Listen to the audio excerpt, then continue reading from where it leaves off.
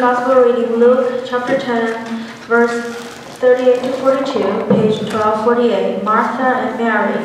The Lord and his disciples were traveling along and came to a village. When they got there, a woman named Martha welcomed him into her home. He had a sister named Mary who sat down in front of the Lord and was listening to what he said. Martha was worried about all that had to be done. Finally, he went to Jesus and said, Lord, does it bother you that my sister has left me to do all the work by myself? Tell her to come and help me. The Lord answered, Martha, Martha, you are worried and upset about so many things, but only one thing is necessary. Mary has chosen what is best, and it will not be taken away from her. Amen. Amen.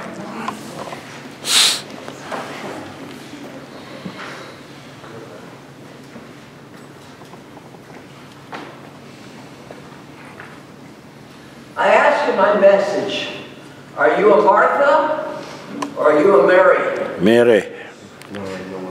Who said Mary? Yeah. You're a Mary. Yeah, you'll let her do all the cooking, right? I have the reason there. I'm here today to stick up for Martha, but I also believe that we need Marys just as much. When I was in grad school in political science, I wrote a paper on revolutions. I did the French Revolution, the Russian Revolution, and I can't remember what the third revolution was. American? Oh no, not, well actually I did, you're right. It was the American Revolution.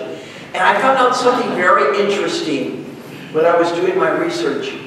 Revolutions are not started by people that are hungry or that are extremely poor. Because people that are hungry and extremely poor can only think about their next meal. They wonder, where am I going to get food? Where am I going to have shelter? Where am I going to have warm enough clothing, particularly if you live in back east?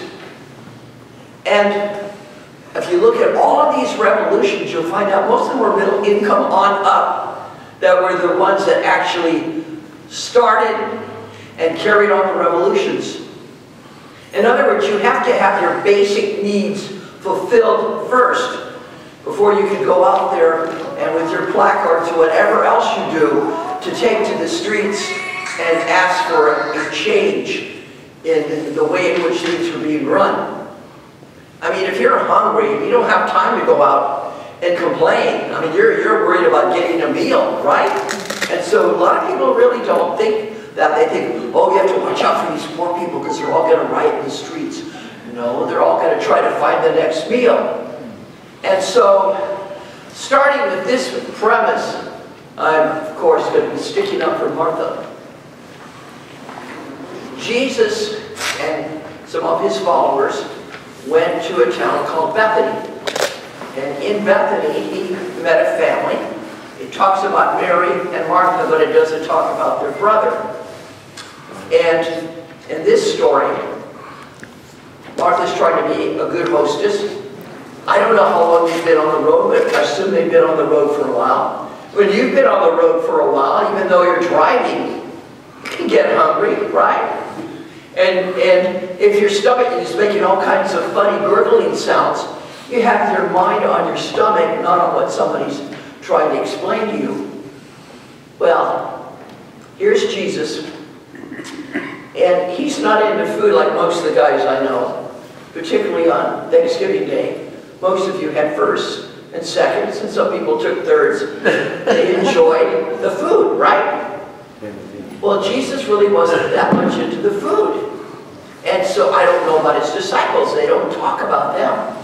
But Martha wanted to be a good hostess and make sure that there was plenty to eat. So she's busy in the kitchen, she's working. And in modern English, would you talk to Mary over there and get her butt in that kitchen there and help me? Because you know, I need some help if I'm going to get all this food ready. Because it wasn't just Jesus alone, it was his disciples as well. Well, Martha, Martha, you know, you're so worried about these things. And she probably was. But I can guarantee you that if the disciples were hungry, they probably would not be listening that much to what Jesus had to express to them if their stomachs were grumbling. And I find that with other things too. If you have to go to the restroom and you think it's impolite to run out to the restroom, and I'm talking right now, and all you're thinking is about, oh, when is this church service going to be over? Sit in there. You can't concentrate on anything, can you? Because your need for elimination is greater than listening to what I or anyone else would have to say. Or say you've been out on a long walk and you're very, very thirsty. If your need for refreshment, a beverage of some kind, is not there for you, all you think about is your thirst. Or if you're hungry, you think about your stomach. If you're in a place where it's very cold, you might be thinking about, oh, I need to warm up, I'm freezing. It's when your bodily needs, your basic needs, aren't being fulfilled, it's kind of hard to listen to someone and to really concentrate on what they're saying. And so that's why today I am sticking up for Martha. Okay? Well, I'm a Martha, all right, I admit it. And I know that somebody else I'm looking at right now, well, actually two people I'm looking at, they're Marthas. We want to make sure that everybody gets fed first, right? Maybe I want to be listened to, so of course I want to make sure that everybody's not hungry. But, you know, in jest, we need Martha. We need her very much, because without her, we can't concentrate on what is being said. On the other hand, the church does not live by preaching alone. Say everyone here was a preacher. Who's going to water the plants? Who's going to provide the music? Who's going to clean the spill-ups when they occur? Who's going to answer the phones? Who's going to type up the bulletin? You see what I'm getting at? Everyone is needed. Everyone. And if we were all Marthas, we'd eat plenty, but we might not learn too much. Because we need somebody also to share the good news. Our church is blessed by having a variety of people. People that have all different kinds of talents. I'm so glad that we have the gift of music, the gift of hospitality, the gift of fixing things when they're broken. That's really, really important. And yes, Jesus did say to Mary that she was doing the more important thing, or the better thing. At that time, I figured that Mary and Jesus weren't food critics, right? They were much more interested in talking about things. But on the other hand, I don't know a thing about his disciples. After being on the road such a long time, they may have been very, very hungry. And Martha was the one that provided food for them and hospitality so that they could eat and then listen to what it was that Jesus was going to express. I am not shy about saying that I'm into food.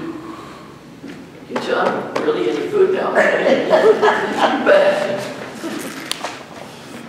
it's so wonderful to have people sit down and eat a meal together and share their stories, their life experiences, all the things that help them to be who they are right now.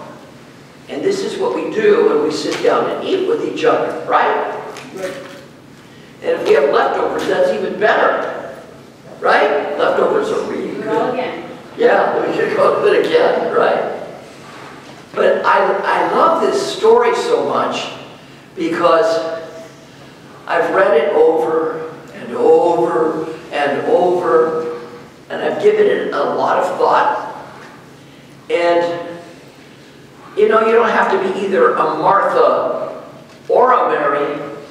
You could be both, can't you? Provide the food and the hospitality and part of the expression of God's grace, the expression of the good news. And that's what we're doing here today. And by the way, there will be plenty of food. We had some donations of food.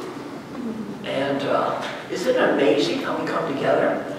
That we can really enjoy each other's company as well as eat and talk. And so on this wonderful day, following our Thanksgiving holiday, we can thank both Mary and Martha for sharing in the life of our church. Amen.